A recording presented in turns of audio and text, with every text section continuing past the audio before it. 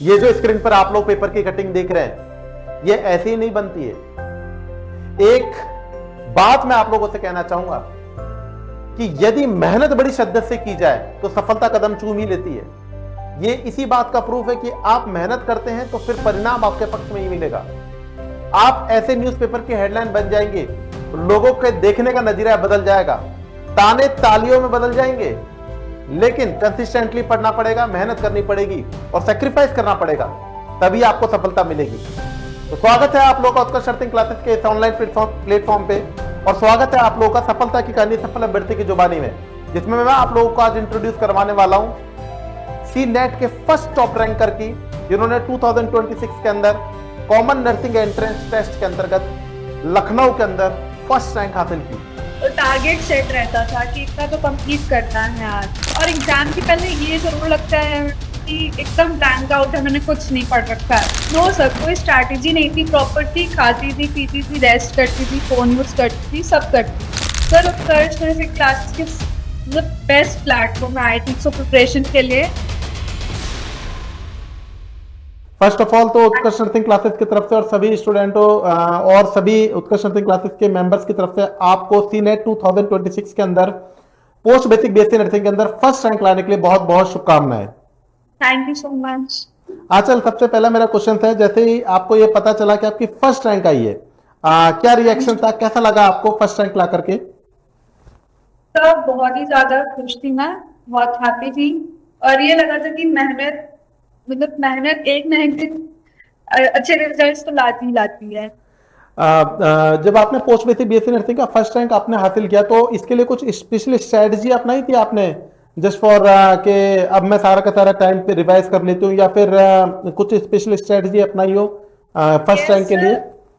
Consistent रही, तब से प्रिपरेशन स्टार्ट करी थी, और शायद 1 या 2 दिन का मे भी मैंने बस गैप लिया होगा, इसके अलावा कुछ नहीं। और एक प्रॉपर टारगेट सेट रहता था कि इतना तो कंप्लीट करना है आज, तो उस हिसाब से रिवीजन भी हो गया और मेरा बैच भी कंप्लीट हो गया। सब विद इन 4 to 5 मंथ्स मेरा कंप्लीट हो गया था। आजल, मैं आपसे ये पूछना चाहूंगा कि सबसे पहले अगर हम बात करें, आपने जीएनएम नर्सिंग कंप्लीट किया, उस टाइम पे आप फर्स्ट बार उत्कर्ष के संग में कब कांटेक्ट में आए थे? उत्कर्ष नर्सिंग मैं क्लासेस फर्स्ट टाइम मैं जनवरी में आई थी, सितंबर में मेरा जीएनएफ कंप्लीट हुआ, देन मेरी मार्कशीट और डिप्लोमा मुझे जनवरी में ही मिले। देन मैंने जनवरी में ही उत्कर्ष ज्वाइन कर गया था, 1 जनवरी को। 1 जनवरी को आपने उत्कर्ष ज्वाइन किया था, तो उत्कर्ष का आपने कोई सोर्स बताया था किसी ने, या फिर आप यूट्यूब के भाई यूजुअली ज्वाइन अप कर गए थे? यूट्यूब पे सर वीडियोस वगैरह देख रखे थे ऑलरेडी, टीचर्स बहुत अच्छा पढ़ाते हैं, पहले से ही देख रखा था, तो उत्कर्ष मुझे बेस्ट प्लेटफॉर्म लगा। आपका माइंड सेट था, आपका माइंड सेट था पहले कि हमको जैसे जीएनएम कंप्लीट कर लेंगे तो हम तुरंत ही किस में जुड़ेंगे, अपने उत्कर्ष नर्सिंग क्लासेस के साथ में जुड़ जाएंगे। कौन सा बैच लिया था बेटा आपने? मैंने आरआरबी का लिया था। वैसे तो सर आरआरबी के लिए मैं एलिजिबल नहीं थी क्योंकि मेरा डिप्लोमा मार्कशीट नहीं था, बट स्टिल मैंने प्रिपरेशन स्टार्ट कर दिया। वेरी गुड, बहुत बढ़िया। आपने एक बार हमारे से बैच भी पूरा ले लिया, अब आपने डेफिनेटली आपकी जो यूनिवर्सिटी उसका आपने सिलेबस भी चेक किया होगा, तो आपको लगा क्या कि हमने आरआरबी का बैच लिया तो हम इससे भी क्लियर कर सकते हैं, कुछ कम ज्यादा, मतलब क्या फील हुआ आपको एक बार बैच लेकर के और अपने सिलेबस को चेक करके?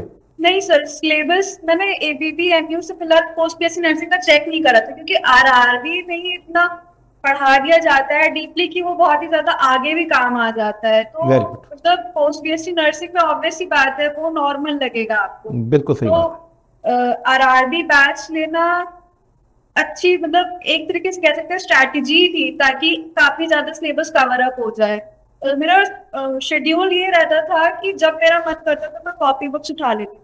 जैसे मोस्ट प्रॉब्ली मेरा ये रहता था, रिकॉर्डेड क्लासेस में लेती थी, लाइव क्लासेस का नहीं ले पाती थी, लेकिन वो रिकॉर्डेड क्लासेस भी मेरी मिस नहीं होती थी कभी, जितनी थी daily day to day complete ही रहती थी। मैं चाहे जैसे करूं, मैं रात में करूं, मैं कितने भी टाइम करूं, लेकिन मुझे करना रहता था। जैसे हम लोग बोलते भी हैं क्लासेस के अंदर कि थ्योरी कंप्लीट करने के बाद में इस पॉइंट से संबंधित क्वेश्चंस को निकालिएगा, तो आप क्वेश्चंस निकालते थे या उस टाइम में टाइम नहीं मिलता था?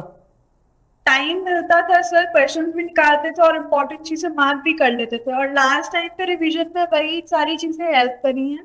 उनको जो मार्क पॉइंट्स थे उनको रिवाइज करा फटाफट, बाकी ज्यादा उतना डीप में नहीं जाना पड़ा, और रिवीजन भी जल्दी हो गया था, और एमसीक्यूज भी लगाए थे।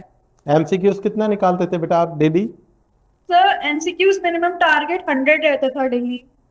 एवरेज 100 आप एमसीक्यूज डेली निकालते थे और कंप्लीट थ्योरी कवर करते थे।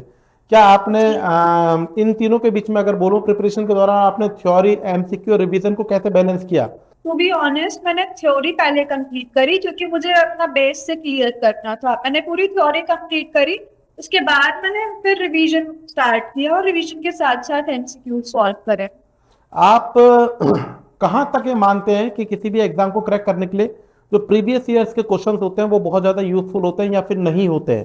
तो यूजफुल बहुत ज्यादा होते हैं, क्योंकि वो पेपर का एक स्टैंडर्ड बताते हैं कि आपको किस लेवल की पढ़ाई करनी है, और बहुत ही कॉन्सेप्ट्स क्लियर करने में भी हेल्प करते हैं वो। इस वजह से मुझे तो ये लगता है कि वो प्रीवियस ईयर क्वेश्चन भी बहुत यूजफुल होते हैं। Very good. कितने प्रीवियस ईयर पीवाईक्यूज निकाले आपने, कितने ईयर्स के निकाले थे बेटा? एवरेज पूछा आपसे तो प्रीवियस ईयर में पहले तो एटलीस्ट 2-4 साल के तो मैंने देखे ही थे। बाकी अगर मैंने आरआरबी वगैरह के या फिर एसजीपीजीआई वगैरह के पेपर ऑनलाइन जो मिल जाते हैं या फिर क्वेश्चंस पड़े रहते हैं, तो वो मैं देखती रहती हूँ कभी कदार। ऐसा लगता है कि हमने जैसे पढ़ाई करी, जिस स्टैंडर्ड लेवल के ऊपर हमने पढ़ाई करी, और वो आपके Yes. मेन जो कोई सा भी एग्जाम हो, चाहे तो अब आप कोई सा भी एग्जाम दें, आरआरबी दें, अकॉर्डिंग टू योर क्वालिफिकेशन, अगर आप नॉर्थ साइड दें धीरे धीरे आगे की तरफ बढ़ते हुए, तो आपको लगता है कि आपका सिलेक्शन डैम श्योर हो जाएगा, 100% हो जाएगा? Yes of course. बेसिकली मेरा टारगेट ही आगे चल के नॉर्थ सेट का है, और मुझे लगता है 2 साल ये जो रहेंगे अभी पोस्ट बीएससी जब तक मैं करूंगी, 2 साल इनफ टाइम रहेगा प्रिपरेशन करने के लिए, अगर मैं अच्छे से करना चाहूँ। और मुझे लगता है कि जिस हिसाब से मेरी पढ़ाई चल रही है मैं आगे अच्छा कर सकती हूँ, और मेन यही है कि आगे चल के बस एग्जाम क्रैक करना है, उसके अलावा और कोई वो नहीं, ऑप्शन नहीं है। मैं एक बात पूछना चाहता हूँ, आपने अपने फर्स्ट रैंक हासिल करी तो डेफिनेटली कुछ स्पेशल स्ट्रेटजी बनाई थी या फिर यूजुअल आप प्रिपरेशन कर रहे थे और नो सर। बिल्कुल कोई तैयारी नहीं, मतलब कोई स्पेशल No, स्ट्रेटजी नहीं बनाई? नो सर, कोई स्ट्रैटेजी नहीं थी, प्रॉपर थी, खाती थी, पीती थी, रेस्ट करती थी, फोन यूज करती थी, सब करती थी। अगर मैं आपसे बोलूं बेटा कि इसी प्रकार से अगर आप सेंट्रल गवर्नमेंट का किसी एग्जाम को फाइट करने की कोशिश करें, जैसे नॉर्थ साइड हो फ्यूचर के अंदर, और कोई आरआरबी का एग्जाम हो, तो आपको ये लगता है कि वास्तविकता में हम अपनी तैयारी के बीच में हम ओवर एंजाइटी फील करते हैं, ओवर एंजाइटी के कारण से हमारा आने वाले एग्जाम में पूरा का पूरा जो हम प्रॉपर 100% देने वाले थे वो नहीं दे पाते हैं, या फिर ये जो एंजाइटी होती है वो बेमतलब की होती है, हमको नहीं करनी चाहिए? क्या लगता है आपको, क्योंकि आपने post basic BSc nursing senate में फर्स्ट रैंक लिया है और इसके अंदर हजारों स्टूडेंट बैठे थे, डेफिनेटली आपने उसके अंदर फर्स्ट रैंक लिया है, तो आपने एंजाइटी फ्री होकर के तैयारी करी, कंसिस्टेंट पढ़ाई करी है, और यही पैटर्न अगर आप लोगों को मौका मिल जाए नॉर्थ साइड के करने का, तो मैं आपसे चैलेंज के संग में कहता हूं कि आप नॉर्थ साइड को भी क्लियर कर सकते हैं। लेकिन आपके मुंह से मैं ये सुनना चाहूंगा कि जब हम लोग पोस्ट बेसिक बीएससी नर्सिंग की तैयारी करते हैं, आपने कोई एंजाइटी फील नहीं किया, जब आप आरआरबी का इसी एग्जाम को दोगे, नॉर्थ साइड का एग्जाम दोगे, तो आपका रिव्यू क्या रहेगा फ्यूचर के लिए? सर मेरे हिसाब से एग्जाम कोई भी हो सर, सबको एंजाइटी एग्जाम से पहले होती ही होती है। कोई भी एग्जाम आप दे रहे हो, एंजाइटी ऑब्वियस सी बात होती है सर, मुझे भी हुई थी, लेकिन मैंने उसको ओवरकम करा, थोड़ा माइंड रिलैक्स रखा, थोड़ा चिल करा, और एग्जाम के पहले ये जरूर लगता है कि एकदम ब्लैंक आउट है, मैंने कुछ नहीं पढ़ रखा है। मैं बस यही कह रही थी कि मुझे लग रहा है मैंने कुछ नहीं पढ़ा, कुछ नहीं पढ़ा। लेकिन जैसे ही आप एग्जाम में बैठते हैं, फिर आपको वो धीरे धीरे पॉइंट्स याद आने लगते हैं जो आपने पढ़े हो। बस उस टाइम के लिए एंजाइटी की वजह से हो सकता है थोड़ा बहुत दिक्कत हो, तो आपको एंजाइटी कंट्रोल करनी आनी चाहिए। एट द टाइम हमको ये सोचना चाहिए, आई थिंक सो, कि हम ये ना सोचेंगे रिजल्ट क्या रहेगा, हमको ये सोचना चाहिए कि हम अपना बेस्ट उन 2 घंटे 3 घंटे के अंदर कैसे दे पाए। Yes sir. हम अगर उन 2-3 घंटे के बारे में सोचेंगे कि हम उसको 2-3 घंटे को कैसे प्रॉपर यूटिलाइज कर पाए, इसके लिए मैं रात को ढंग से सोऊंगी, मैं एग्जामिनेशन सेंटर पे या हल्का खाना खा के जाऊंगी, ऑरेंज जूस पीऊंगी, या कुछ भी XYZ आपका जो भी प्लान हो, अगर हम उन 2 घंटों को यूटिलाइज करने का प्रॉपर स्ट्रेटजी बना लेना, तो प्रत्येक बच्चा सेलेक्ट हो सकता है, अगर वो हर चीज सिस्टम से करे तो। अच्छा, मैं ये पूछना चाहूंगा, कभी ऐसा लगा कि ये अभी मेरे से अब ये एग्जाम क्लियर नहीं होगा, कभी आपको चुनौतियां मिली हो, पढ़ाई वढ़ाई बिल्कुल बंद हो गई हो, सब कुछ भूल चुकी हो, और ऐसे दिन 7 8 10 दिन ऐसे निकले हो जिसके अंदर आपने किताबों से आपका मन भर गया हो कि मेरे को कुछ नहीं हो रहा है, मेरे से तैयारी नहीं हो रही है, ना तो मुझे कुछ चीज समझ में आ रही है, ना मुझे रिकॉयल हो रही है, ना मेरे से रिवीजन हो रहा है, ऐसा कोई चैलेंजिंग टाइम रहा आपकी लाइफ के अंदर? यस सर, एक्चुअली मैं दिसंबर बैच ज्वाइन करने से पहले मेरे दादाजी एक्सपायर हो गए थे। जी। उनका फोर्थ स्टेज कैंसर था, एंड उनका लास्ट टाइम पे जो भी ट्रीटमेंट वगैरह था, हर चीज थी, वो मैंने ही करी थी। वेरी तो गुड। उनके जाने के बाद मैं डिप्रेशन में थी थोड़ा बहुत, और उसके कुछ मंथ बाद मेरी नानी एक्सपायर हो गई थी डेथ में। तो मेरे लिए काफी चैलेंजिंग रहा है इन सारी चीजों को ओवरकम करना। उस पेज में मुझे लगता था कि अब बिल्कुल नहीं हो रहा, मन नहीं हो रहा, लेकिन बट स्टिल मैं पढ़ती थी। चाहे तो मन लगे या नहीं लगे, आपका मन सिर्फ एक था कि चलो ठीक है, सब काम करते हैं, आपने अपने पेरेंट्स के लिए आपने टाइम भी दिया, उनकी सेवा भी करी, और करनी भी चाहिए मेरे हिसाब से, यस क्योंकि सर। ह्यूमन का एक फर्ज होता है, और आप अपने प्रोफेशन का भी यही नियम है, लेकिन मैं उनसे भी बात करें तो अपना एक ह्यूमन फर्ज भी होता है कि आपको अपने प्रोफेशन के संग में और अपने परिवार वालों की तो मदद करनी चाहिए, और उसके अंदर भी आपने पढ़ाई करी, मुझे बहुत अच्छा लगा बेटा। आप मॉक टेस्ट करे, आपने इतनी अच्छी तैयारी कर रखी है, आपने मॉक टेस्टों को दिया, आपने मॉक टेस्ट? यस सर, मैंने आरआरबी में जो एग्जाम वगैरह मतलब टेस्ट वगैरह होते थे, मोस्टली मैं टॉपिक टेस्ट लगा लेती थी। ठीक है। जैसे एक टॉपिक खत्म हुआ या मैंने कुछ पढ़ा तो मैं टॉपिक टेस्ट लगा करके जरूर देखती थी। तो शुरू शुरू में मेरे मार्क्स काफी कम आते थे, तो जैसे जैसे मैंने पढ़ाई आगे करी और कॉन्सेप्ट क्लियर करे, तो मार्क्स काफी ज्यादा अच्छे होते गए।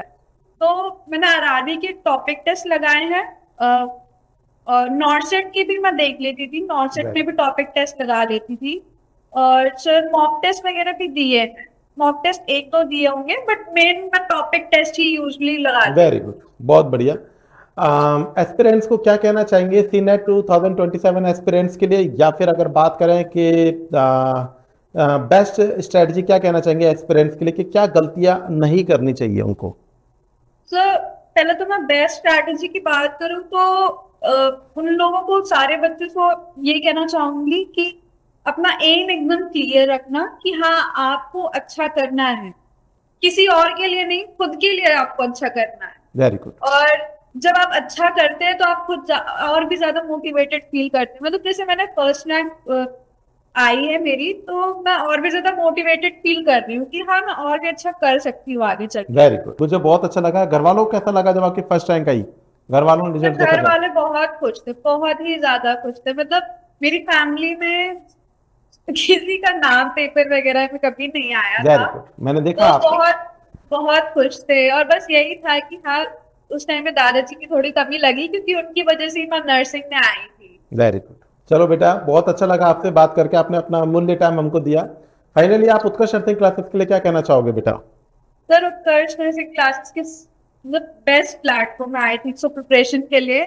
टीचर्स बहुत अच्छे, कभी इतनी क्लासेस कभी कदार होती थी जैसे 8 9 सिलेबस को कंप्लीट करने के लिए, लेकिन पढ़ते पढ़ते कभी बोर फील नहीं हुआ। ये होता था कि हाँ इसके आगे वाली क्लास भी कर सकते हैं। Very good. और सारे टीचर्स बहुत अच्छे हैं, बहुत ही डीप में कॉन्सेप्ट्स क्लियर करते हैं।